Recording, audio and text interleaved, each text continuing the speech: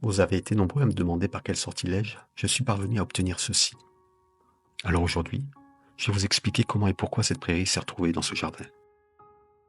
Tout d'abord, il vous faut savoir que créer une prairie, c'est comme tracer un poème dans le sol. Un poème que le vent, le soleil et la pluie viendront lire, ligne par ligne, au fil des jours. Une prairie, c'est une déclaration muette que l'on fait à la terre. On offre à la nature un espace où elle peut être elle-même, libre, belle, sauvage.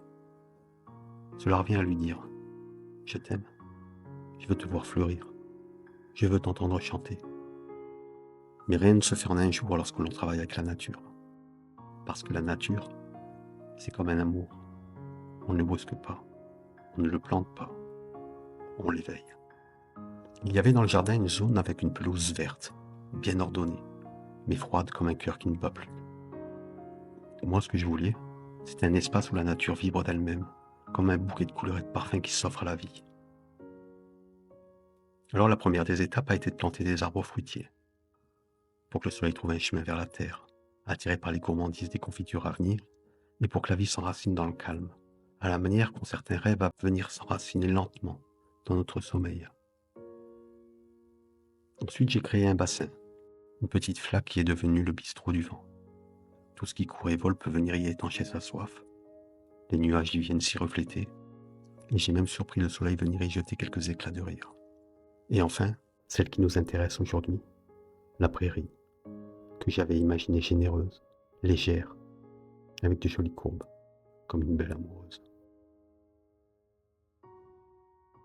On commence par préparer la terre en ouvrant le sol, un peu comme on ouvre la première page d'un cahier encore vierge de mots.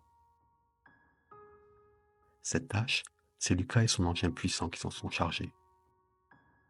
Lucas, c'est un copain aux mains pleines de savoir-faire, rapide et précis, comme un vent qui passe sans bruit.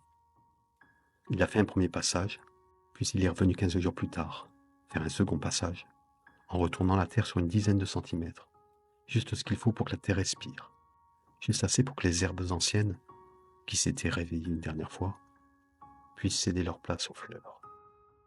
Nous arrivons au choix des semences. Une prairie, c'est le monde qui se donne, c'est la lumière qui danse. Alors cette prairie, elle se devait d'être un terrain de jeu pour le vent, un refuge pour les abeilles et les papillons, un festin pour les oiseaux. Elle se devait d'être tout ça à la fois, une symphonie de vie, une invitation au chaos, mais un chaos nécessaire, vibrant. Il fallait des plantes dont les graines nourriraient les oiseaux et des fleurs qui transperceraient les regards. Du tournesol, du bleuet, des cosmos, de la coriandre, du sorgho, du millet, des pavots, du fenouil, du lin. Au total, ce n'est pas moins de 17 variétés de gourmandises qui ont été sélectionnées. Après le travail du sol, j'ai semé les graines comme les étoiles seraient tombées du ciel, prêtes à éclore en une constellation de fleurs. Ensuite, j'ai passé le rouleau à gazon pour que les graines s'ancrent dans la terre, dans une étreinte aussi longue qu'une floraison. C'est une activité pénible qui a mérité quelques minutes de repos sous les oliviers. J'ai repris ma besogne, et une fois fini, c'est là que le vrai travail a commencé. Il a fallu attendre. Et l'attente, c'est un art. Parce que cette prairie, en cet instant, je ne la contrôlais plus. Je lui avais lâché la main. Elle était libérée. Je me disais intérieurement, laissez la pluie faire son œuvre. Laissez le vent murmurer au grain des histoires d'ailleurs. Et voir la magie s'accomplir. Il m'aura fallu attendre 10, 15, peut-être 20 jours. Et puis les premières fleurs sont venues, timides, comme si elles hésitaient à sortir d'un rêve. Elles se sont faites de plus en plus nombreuses, grandes, belles et prises de liberté et de vie.